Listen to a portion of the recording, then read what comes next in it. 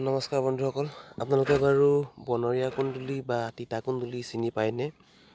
যদি নাপায় তেন্তে আহক আজি আমি এই ভিডিঅ'টোৰ জৰিয়তে আপোনালোকক বনৰীয়া কুন্দুলিৰ লগত চিনাকি কৰাই দিওঁ। বনৰীয়া কুন্দুলি আচলতে হয় কি কৰে, ক'ত পোৱা যায়, তো গোটেইখিনি কথা জানিবলৈ ভিডিঅ'টো চাই থাকক। মই অলপ ইয়াতে ভিডিঅ'টোতে অকণমান আপোনালোকক জনাবলৈ চেষ্টা কৰিম। আচলতে বনৰীয়া কুন্দুলি এবিধ আপুৰুগীয়া বনৰীয়া পাচলি, যাৰ বহুতো ঔষধি গুণ আছে আৰু এই গছজোপা প্ৰায় ৰুব নালাগে, নিজে নিজে অলপ বনৰীয়া জেগাতে গজে।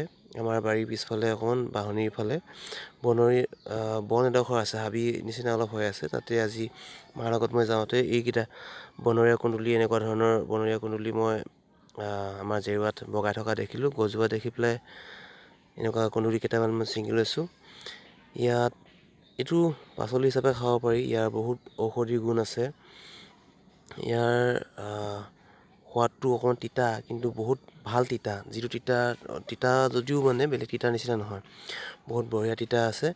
আৰু মই যেতিয়া জেওৰাখনত চালোঁ, প্ৰায় এসাঁজ খাব পৰাকৈ আমাৰ বহুতখিনি কুন্দুলি ওলাইছে। এয়া চাওক, এয়া জেওৰাত এনেকৈ বগাই থাকে। এই লতাত প্ৰতিটো গাঁঠিতে কুন্দুলি, যেনেকুৱা আমাৰ কুন্দুলি যিটো পাচলি বজাৰত পোৱা যায় তেনেকুৱাই এইটো লাগে আৰু তেনেকুৱা চাইজৰে হয়, সমান চাইজৰে হয়, কিন্তু ইয়াৰ সোৱাদটো অকণ বেলেগ আৰু ঔষধি গুণ বহুত আছে ইয়াক। সেইকাৰণে এই তিতা কুন্দুলিটোৱে আমাৰ পেটত থকা অপকাৰী যিবোৰ কৃমি, এই কৃমিখিনিক নষ্ট কৰে, নাশ কৰে আৰু আমাৰ তেজৰ হিমগ্ল'বিনটো ভাল কৰে বুলি মাহঁতে কয়। লগতে ইয়াক খালে, এই তিতা কুন্দুলিটো খালে আমাৰ বিষালীবোৰৰ পৰাও আমি হাত সাৰিব পাৰোঁ। আৰু তিতা বস্তু খালে, যেনেকৈ মহানিম খালে আমাৰ স্কিনৰ কিছুমান বেমাৰ আমাৰ দূৰতে থাকে, আৰু মহানিমৰ পৰা যেনেকৈ আপোনালোকৰ খৰ-খজুতিও কম হয়, ঠিক তেনেকৈ ইয়াৰো ঔষধি একেই গুণ আছে। কিন্তু সকলো বস্তু আমি নিয়মীয়া পৰিমাণত খাব লাগিব। যেনেকৈ আমি ভাত, শাক, মাছ, মাংস সকলোবোৰ নিয়মীয়াকৈ খাওঁ, এইটোও নিয়মীয়াকৈ খাব লাগিব। গতিকে চাব লাগিব। এইজোপা আমাৰ লেটেকু গছজোপা নতুনকৈ ৰুইছোঁ। ইয়াত এইবছৰ বাৰীৰে লেটেকু খাবলৈ পাম।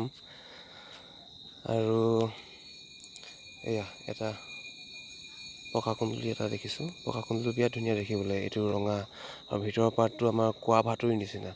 মই ভিতৰৰ পাৰ্টটো দেখাবলৈ এইটো অকণমান ভাঙি দিছোঁ। এয়া চাওকচোন ফুলা কিমান ধুনীয়া, এইটো ভিতৰৰ পাৰ্টটো কোৱা ভাতুৰিৰ নিচিনা দেখিবলৈ। এয়া আমাৰ উৰহি এজোপি ৰুই থৈছোঁ, আৰু লাও পুলি দুটা ৰুই থৈছোঁ, চাং দিবলৈ বাকী আছে। আৰু এই ছাইডত আমাৰ দেখাই আছোঁ মাটি বৰ ঘন আছিলে, হেঙা কৰি দিয়া হৈছে। আৰু এতিয়া মই এই কুন্দুলিখিনি ভালকৈ ধুই ল'ম, ধুই লৈ পেলাই আপোনালোকক বাকীখিনি দেখাই আছোঁ।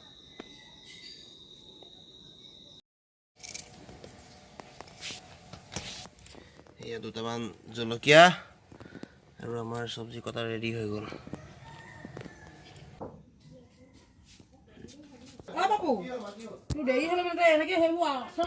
এয়া মই জুই চৌকা, আৰু মই ইয়াত দিলোঁ মিঠাতেল, সৰিয়হৰ তেল। মিঠাতেলৰ পৰিমাণটো বৰ বেছি হ'লেও বেয়া, আৰু জুইৰ পৰিমাণটো বেছি হ'লে বেয়া। ইমানকণ জুইয়ে যথেষ্ট, আৰু মিঠাতেল কম হ'লেই ভাল। এয়া মই এতিয়া দি দিলোঁ পিঁয়াজৰ পৰিমাণটো অকণ বেছি হ'লে ভাল।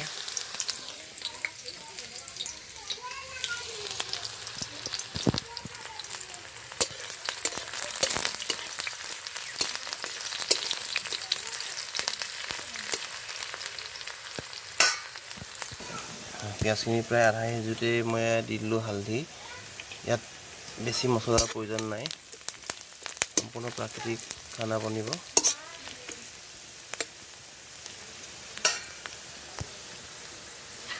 এতিয়া মই দি দিম আমাৰ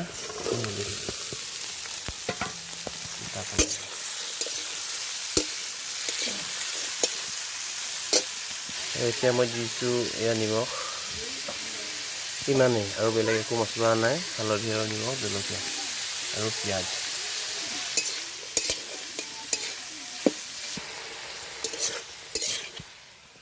কম পৰিমাণে জুই দি ইয়াত মাজে সময়ে লৰাই থাকিব লাগে যাতে ই লাগি নধৰে বা নজ্বলে। তো গতিকে লৰাই থাকিব লাগিব। নাই এতিয়া ৰেডি হৈ গ'ল। এতিয়া ধুনীয়াকৈ দিব পৰা যাব, খাব পৰা যাব।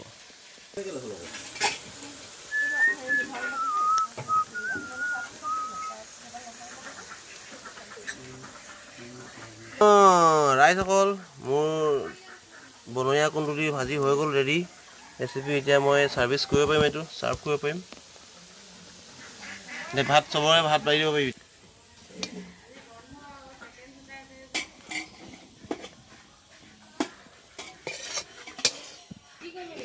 এয়া হৈ গ'ল আমাৰ ৰেডি ৰেচিপি। আহক এতিয়া টেষ্ট কৰি চাওঁ।